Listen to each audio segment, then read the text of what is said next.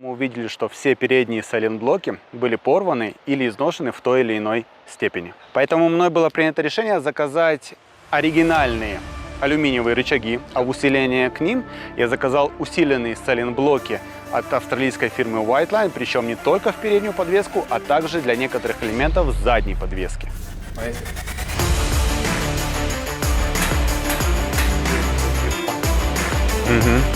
Тоже вырвано, он пусти.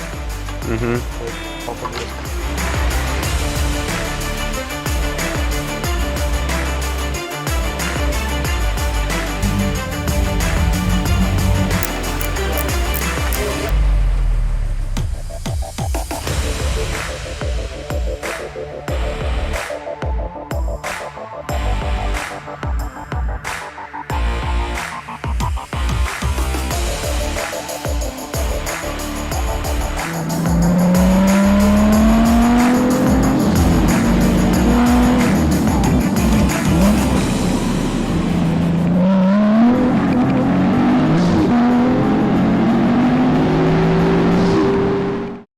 Друзья, я приветствую вас на канале Legacy Driver, с вами как всегда я Стас, и это новая серия, в которой мы будем продолжать восстанавливать и дорабатывать мой Subaru после неудачного прыжка на гоночном треке. Напомню, что при детальном осмотре подвески нами выяснилось то, что, во-первых, один из передних рычагов был искривлен, а также мы увидели, что все передние сайлентблоки были порваны или изношены в той или иной степени. Поэтому мной было принято решение заказать оригинальные алюминиевые рычаги, которые ставились на праворульные Legacy на японском рынке. Я заказал бэушные рычаги с Японии по очень приемлемой цене, а в усиление к ним я заказал усиленные сайлентблоки от австралийской фирмы Whiteline, причем не только в переднюю подвеску, а также для некоторых элементов задней подвески. Но этим я решил не ограничиваться, и также я заказал усиленные опоры ДВС и заднего редуктора от фирмы Kane. В этом выпуске мы установим опору с заднего редуктора, именно по ней я дам сегодня отзыв, а опоры ДВС мы установим гораздо позже. И теперь пришло время к подробному обзору деталей и их установки. Поехали! Итак, друзья, представляю вам основных фигурантов сегодняшнего видео, и первым у нас выступает набор KCA 399. Это усиленные сайлентблоки в задние и верхние поперечные рычаги с возможностью регулировки развала задней оси в плюс или минус 1.30 градусов. Далее перед вами набор KCA 414 с развальными болтами с увеличенной возможностью регулировки развала, что вкупе с развалом, который обеспечивает кайловер и тейн, даст мне нужный запас по настройкам переднего развала колес. Следующий по очереди комплект W0506 с передними усиленными сайлентблоками передних рычагов подвески. В теории они повышают устойчивость автомобиля на торможениях и улучшают предсказуемость в поворотах. Обязательная замена в комплексе с комплектом KCA 334. И соответственно комплект KCA 334, который включает в себя усиленные сайлентблоки переднего рычага с антилифт геометрией и возможностью регулировки в плюс и минус до полуградуса угла кастера. Также с небольшим опозданием прибыл ко мне комплект KDT 927, который включает в себя усиленные дополнительные втулки, ну или полусайлентблоки крепления заднего дифференциала. Ну и ко всему этому еще давным-давно у меня был установлен сзади комплект усиленных сайлентблоков W633-93. Ну и напоследок будут усиленные опоры двигателя и заднего дифференциала от фирмы Kane. Правда, в этом выпуске мы установим лишь опору заднего дифференциала, а опоры двигателя будут установлены мной гораздо позже.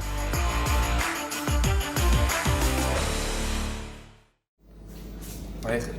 Бензуна.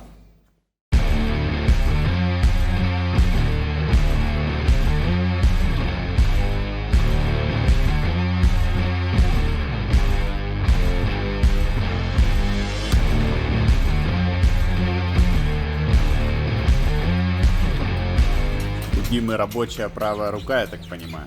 А не, чередует.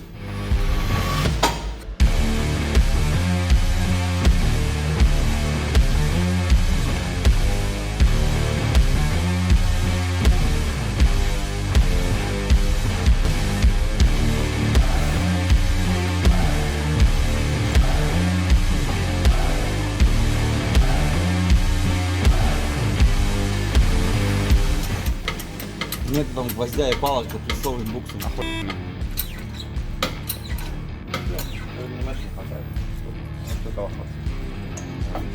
За подлицо? Вообще, да, красота. Отлично, вообще, смотри. Завод, смотрите. Завод отдыхает.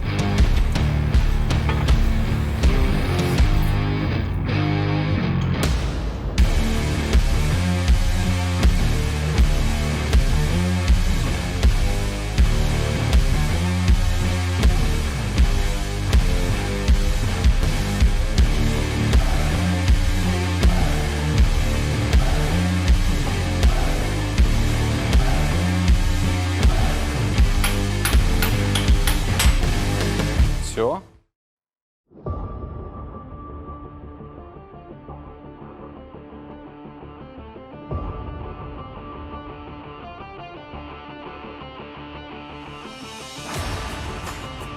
А вот и подоспели основные проблемки, которые вылезли в месте крепления искривленного рычага.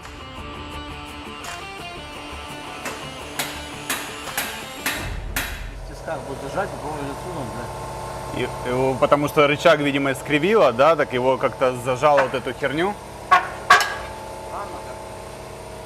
Зажало.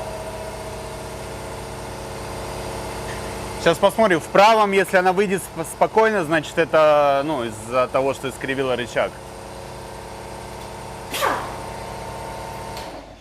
Очень странно. Да. Все. Смотри, как все отъебал. Угу. Это вообще отломано, это тоже вырвано, вон куски. Угу. Смотри. Я отъебал подвеску. Да, я вижу. Угу.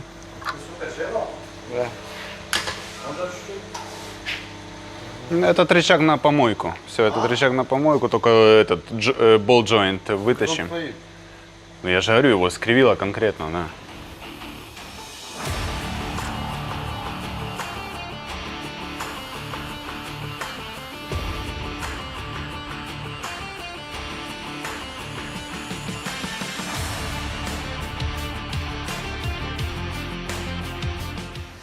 Да. Видишь там куски?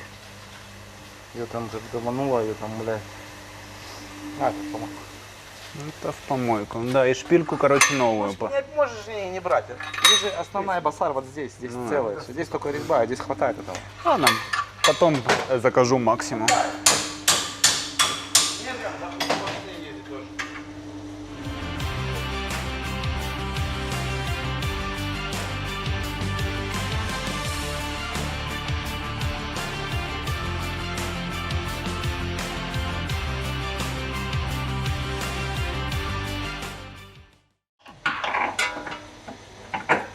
А здесь ты ничего не погнул, как ты думаешь? Когда ты на взлет пошел. Ну, Рома посмотрел все на Кивунфронте, он сказал, только рычаг погнуло. Ну, будем надеяться на то, что сказал Рома. Да.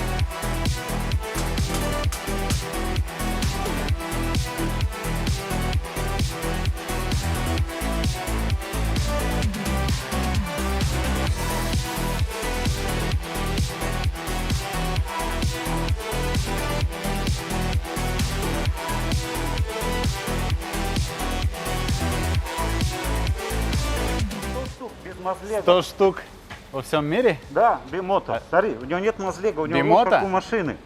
Ух Весь ты! карбон, блин. А? Еще себе! А, вот тебе ничего. Смотри, какой мозлег. Видишь, как руль, смотри. Да. Шаровый, видишь, смотри, на шаровый, смотри. Угу. 95 Стрёмно, да? кобыл на 110 кило. 110 килограмм, да, весит? Охренеть. Это почти, считай, на каждый килограмм лошадка. Карбон, акрополь, понял, кошмарин, все. Мощно. А? Классно?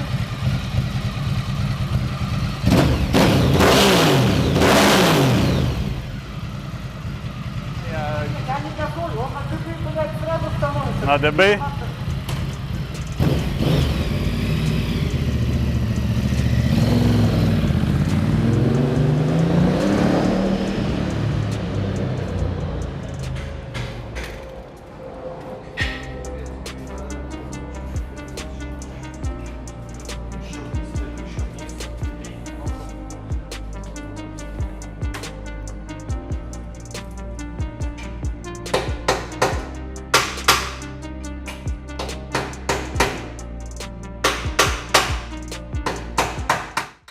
Ну и наконец я установлю усиленные сайлентблоки крепления заднего дифференциала.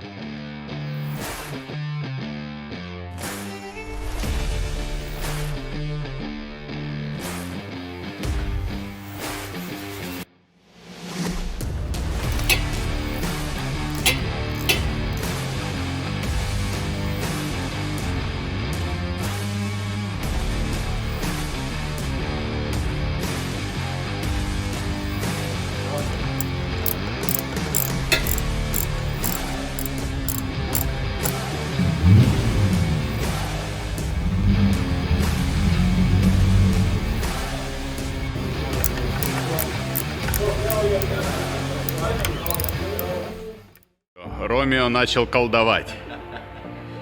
Пошла жара, ребята. Угу.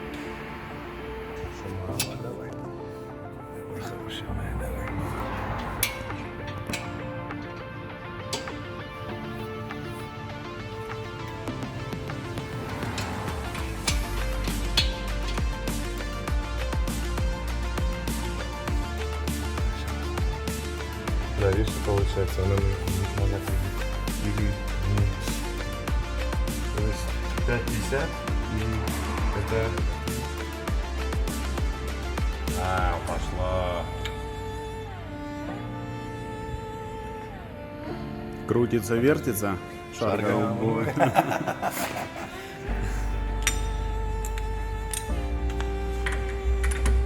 Смотрите.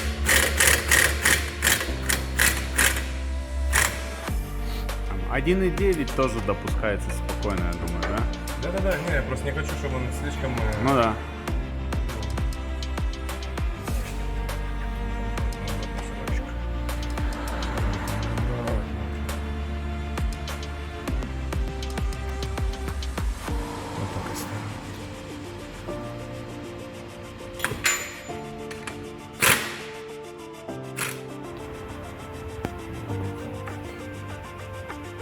Двигается, да? Класс. Видишь, с нолика Ага. на 40-очку. Свои окончательные настройки подвески я решил сохранить в секрете. В общем, для субаристов рекомендую выставлять спереди отрицательный развал с разницей примерно в градус по сравнению с задней осью, а также легкое расхождение спереди. Благодаря новым регулировкам я смог настроить свой автомобиль именно так, как мне хотелось, с легким избытком на задней оси, благодаря чему возможности авто в поворотах вышли на новый уровень.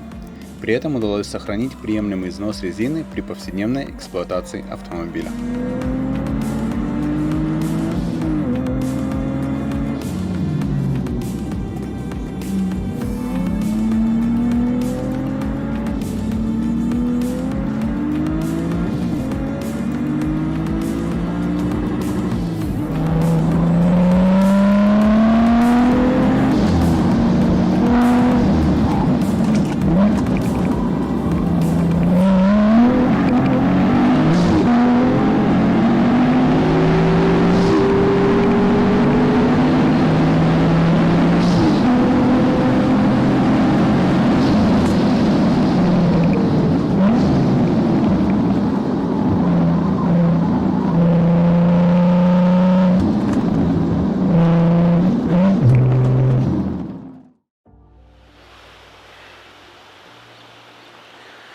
Что ж, друзья, хотелось бы подвести небольшой итог по данной установке и прежде всего ответить на вопрос, который будет мучить некоторых комментаторов, почему уже вкупе с передней подвеской я не установил также алюминиевые задние рычаги. Итак, прежде всего это бюджет.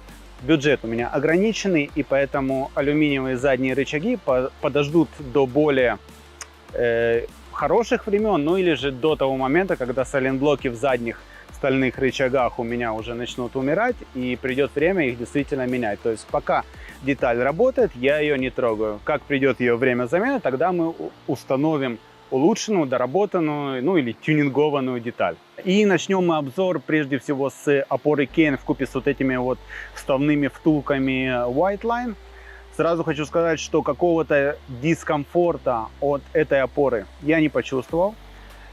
Но то, что я почувствовал, это то, что действительно задний редуктор стал реагировать на нажатие педали газа гораздо резче, чем раньше. Особенно это ощущается при выходе из поворота. То есть система действительно рабочая. Момент передается без какой-либо задержки на заднюю ось. Но что я могу сказать по усиленным сайлентблокам от White Line с возможностью дополнительной регулировки?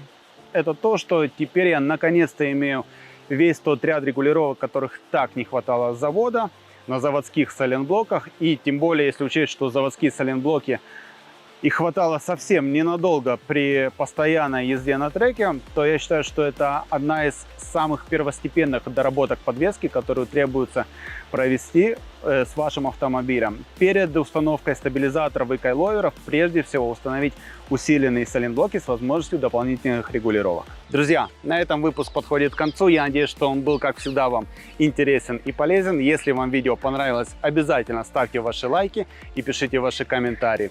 Вы смотрели канал Legacy Driver. С вами был, как всегда, я, Стас. Я желаю вам мира, добра и удачи. Увидимся в следующем видео. Пока!